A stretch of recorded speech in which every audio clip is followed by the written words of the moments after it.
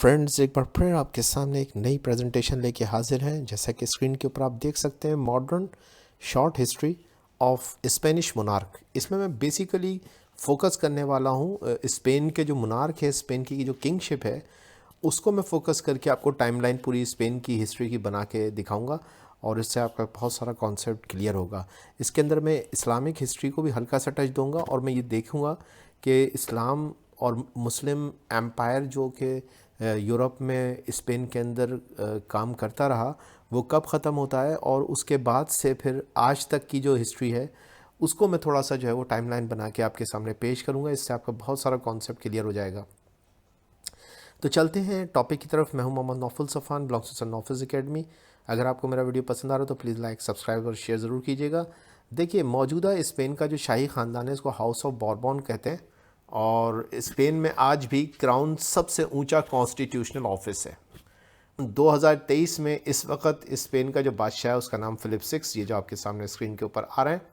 دیکھیے، house of Bourbon Alphonso 13 1886 سے 1931 تک اسپین کے جو ہے وہ بادشاہ رہے. اس کے بعد ہوتا کیا ہے کہ میسولینی اور ہٹلر اس وقت بہت بڑی طاقتیں، انہوں نے اسپین کے اندر جو ہے مداخلت کی، اور یہاں کے ایک فوجی ڈکٹیٹر فرانسسکو فرینکو کو جو ہے وہ اس کی مدد کی، اور اس کو اکسایا کہ وہ جو ہے وہ یہاں کے بادشاہت کو ختم کرے، یہاں کی حکومت کو ختم کر کے اس کے اوپر قبضہ کر لے. اور اس نے ایسا کیا، اور اسپین کے اندر جو ہے وہ ایک نئی حکومت جس کو اس نے سیکنڈ اسپینش ریپبلک کا نام دیا، وہ اس نے اناؤنس کی. بہرحال یہ 1936 سے 1975 تک ایسا کرنے میں کامیاب رہا.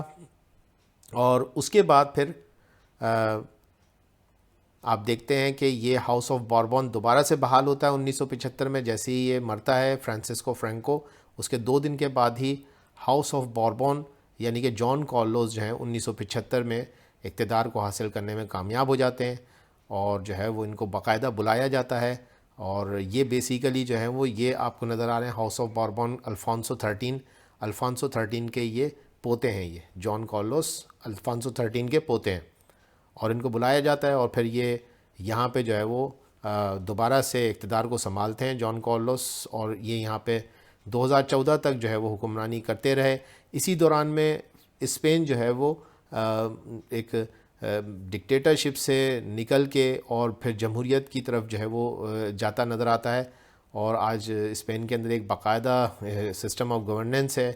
کافی کے اندر جو ہے وہ اب آپ دیکھتے ہیں کہ ہاؤس آف بوربون دوبارہ سے اقتدار میں آ رہا ہے جان کارلوس کے ساتھ. لیکن جان کارلوس کے اوپر بھی 2014 کے آتے آتے کافی الزامات تھے جن کو کہ اس کو فیس کرنا بہت مشکل ہو رہا تھا. تو اس وقت جو ہے وہ شاید ان کو کچھ ایسے مشورے دیے گئے یا یہ ضروری سمجھا گیا کہ اب یہ اقتدار سے الگ ہو جائیں، اور پھر جو ہے وہ انہوں نے یہ اقتدار جو ہے وہ اپنے بیٹے کو فلپ سکس، جو آج کے اسپین کے بادشاہ ہیں. 2023 میں جب میں یہ پریزنٹیشن بنا رہا ہوں، اس وقت جو ہے وہ اسپین کے کنگ ہیں، ان کو جو ہے وہ اقتدار سونپ دیا. تو یہ 4 پرسنالٹیز کے ذریعے سے آپ کو نظر آ رہا ہے کہ کس طریقے سے اسپین 1886 سے آج 2023 تک جو ہے وہ ہاؤس آف بوربون نامی ایک جو ہے وہ حکومت کے تلے آپ کو نظر آ رہا ہے. موسٹلی اس میں بیچ میں ایک ڈکٹیٹرشپ نظر آتی ہے، سیکنڈ ریپبلک آف اسپین کہلاتی ہے. لیکن بہرحال یہ 4 میں نے آپ کو شخصیات بتائیں. اس کے بعد ہم آگے دیکھ لیتے ہیں کیا ہوتا ہے. اب دیکھیں، ہم جا رہے ہیں تیزی سے 1492 پہ، ٹھیک ہے جی. اور اسپین میں آخری ایمریٹ آف گرنیڈا کے آخری 22ویں حکمران ابو عبداللہ 12 نے کراؤن آف کیسٹل اور کراؤن آف ارگون کے کرسچن حکمرانوں ملکہ ایزابیلا اور کنگ فرڈینینڈ کے سامنے ہتھیار ڈال دیے. ایگریمنٹ کے مطابق مسلمانوں کو مکمل مذہبی آزادی کی یقین دہانی کرائی گئی، لیکن مسیحی حکمران زیادہ عرصے اپنے وعدے پر قائم نہ رہے، اور یہودیوں اور مسلمانوں کو اسپین سے بے دخل کر دیا گیا. مسلمانوں کو زبردستی کرسچن بنایا گیا. جنہوں نے اس سے انکار کیا انہیں ملک سے نکال دیا گیا. جب اسپین میں مسلم حکومت اپنی آخری سانسیں لے رہی تھی، یعنی کہ میں یہ بات کر رہا ہوں 1469 1470، یہ وہ ایرا ہے. اس وقت اسپین جو ہے وہ 5 جو ہے وہ کنگڈمز میں ڈیوائڈ تھا. Kingdom of Portugal, kingdom of Navarra, Catalonian, kingdom of Aragon, Islamic emirate of Granada and کیٹیلو لی لیون کیسٹل آف لیون بھی کہلاتا ہے. یہ 5 جو ہیں وہ آپ کو نظر آتے ہیں. یہ آپ کو اس کے اندر نظر آ جائیں گے. 1469 کا میں نے میپ لیا ہے. یہ آپ کو اٹلانٹک اوشن نظر آ رہا ہے اور یہ میڈیٹرینین سی نظر آ رہا ہے. نیچے اسٹریٹ آف جبرالٹر جہاں سے مسلمان نارتھ افریقہ سے فرسٹ ٹائم جو ہے وہ داخل ہوئے 711 AD کے اندر جو ہے وہ آپ جانتے ہیں کہ طارق بن زیاد نے جو ہے وہ یہاں پہ جو ہے وہ حملہ کیا اور یوں جو ہے وہ پہلی دفعہ آپ کو نظر آتا ہے کہ یہاں پہ 711 کے اندر مسلمان جو ہیں وہ یورپ میں داخل ہوتے ہیں. اسٹیٹ آف جبرالٹر نظر آ رہا ہے. یہیں سے ہی جو آپ کو یہ کنگڈم آف نیسرڈ نظر آ رہی ہے, اس کو ایمریٹ آف گرنیڈا بھی کہتے ہیں. یہ 1469 عیسوی کے اندر جو ہے یہ آخری ایمریٹ تھی. اور اس کے علاوہ کراؤن آف کیسٹل اور اس طرح crown of argon, crown of Portugal اور کنگڈم آف نویرا, یہ 5 آپ کو ریجنس اسپین کے پیننسولا کے اندر نظر آ رہے ہیں. اوپر آپ کو فرانس بھی نظر آ رہا ہے جو کہ اسپین کا جو ہے وہ ہمسایہ ملک ہے. اب چلتے ہیں 1469 کی طرف جہاں سے میں اس کہانی کو مزید جوڑ دوں. یہ تو کہتا ہے کہ ایسابیلا 1469 میں اسپین کی ایبرینین پیننسولا کی سب سے ڈیزائربل پرنسس تھیں. پورے اسپین سے اس کے رشتے آ رہے تھے مگر بالآخر اس نے آرگون کے حکمران فرڈینینڈ کے ساتھ شادی کر لی. ایسابیلا اور فرڈینینڈ دونوں کی شادی ایک سیاسی اتحاد تھا جس کے بعد ایسابیلا کو ریجن کیسٹل اور فرڈینینڈ کا ریجن آرگون متحد کرنے کا جو ہے وہ موقع مل جاتا ہے اور یوں جو ہے آس پاس کی تمام ریاستوں کو فتح کر کے ایسابیلا اسپین کو ایک کرنا چاہتی ہے اور یہی جو ہے اس کی خواہش ہوتی ہے. ٹھیک ہے جی. اور بعد میں انہوں نے ایسا کیا بھی اور آس پاس کے سارے علاقے بشمول مسلمانوں کی کمزور ہوتی ریاست ایمریٹ آف گرنیڈا جس کو آپ اندلس بھی کہہ سکتے ہیں اس کو فتح کیا اس نے.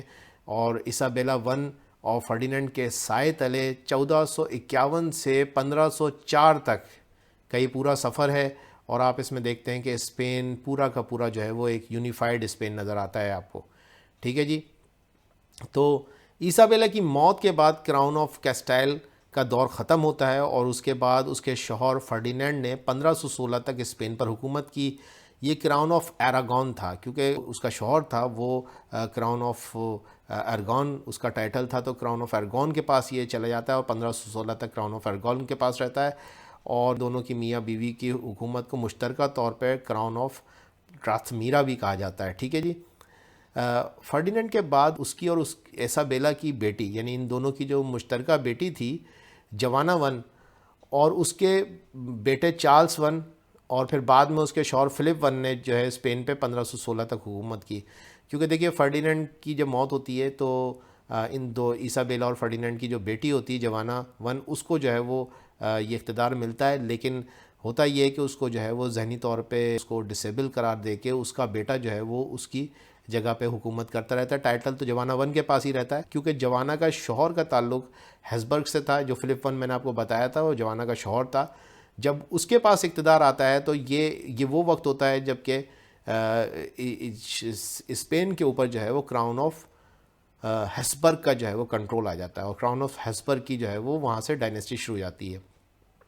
یوں فلپ 1 اور اس کے بعد اس کا بیٹا ہیسبرگ کے ابتدائی کنگ بنتے ہیں اور فلپ 1 یعنی کہ فلپ دی ہینڈسم اور اس کے بعد اس کا بیٹا چارلس 1 اور جس کو کہ ہولی رومن ایمپرر بھی کہا جاتا ہے. تو 1516 سے 1700 عیسوی تک جو ہے وہ یہ سلسلہ جاری رہتا ہے چارلس 2 کے آنے تک. پھر اسپین میں 1700 عیسوی سے ہاؤس آف بوربون نامی بادشاہت کے زیر حکومت آ گیا جس کا اوریجن فرانس سے تھا. یہ سلسلہ 1808 تک جاری رہا.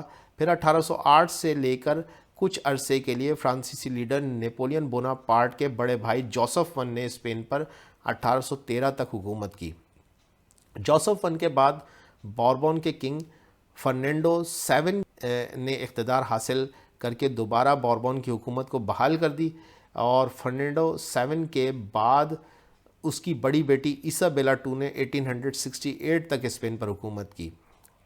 بعد میں اسپین کچھ عرصے یعنی 2 سال کے لیے لگ بھگ جو ہے اسپینش ریپبلک بن گیا.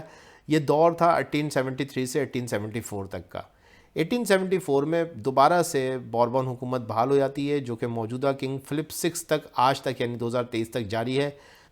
آئی ہوپ کہ یہ پریزنٹیشن آپ کے لیے بینیفیشل رہی ہوگی. اگر آپ کو پریزنٹیشن پسند آئی تو پلیز لائک اور سبسکرائب کر دیجیے گا. Thank you very much.